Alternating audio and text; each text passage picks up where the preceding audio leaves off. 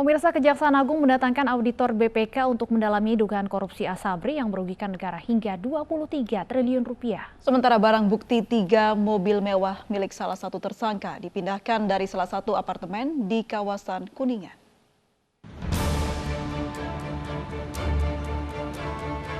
Mobil-mobil mewah ini merupakan barang bukti sitaan kasus korupsi dana PT Asabri milik salah satu tersangka Jimmy Sutopo. Tim penyidik Kejaksaan Agung memindahkan mobil-mobil mewah ini dari apartemen eksklusif di kawasan Kuningan, Jakarta Selatan ke sebuah tempat yang hingga kini masih dirahasiakan.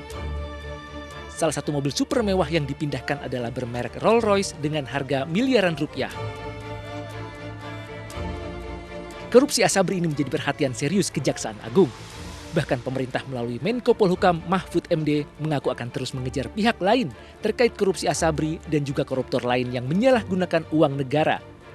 Mobil-mobil ini hanya sebagian kecil dari barang bukti Kejaksaan Agung yang disita dari para tersangka. Untuk mendalami lebih jauh korupsi Asabri, Kejaksaan Agung mendatangkan auditor dari Badan Pemeriksa Keuangan BPK. Dalam kasus mega korupsi Asabri yang merugikan negara sekitar 23,7 triliun rupiah, Kejaksaan telah menetapkan 9 orang tersangka dari PT Asabri dan pihak swasta. Dari Jakarta, Tim Liputan iNews melaporkan. Sementara itu, pemirsa, dalam kasus korupsi Jiwasraya, Kejaksaan Agung mengajukan kasasi atas putusan banding Pengadilan Tinggi Jakarta. Sebelumnya pada hasil banding, hukuman beberapa terdakwa menjadi lebih ringan dari putusan awal di Pengadilan Tipikor.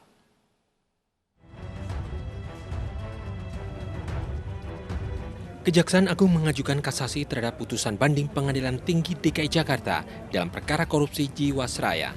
Kasasi diajukan lantaran hukuman pidana yang dijatuhkan dari hasil banding tak sesuai dengan tuntutan.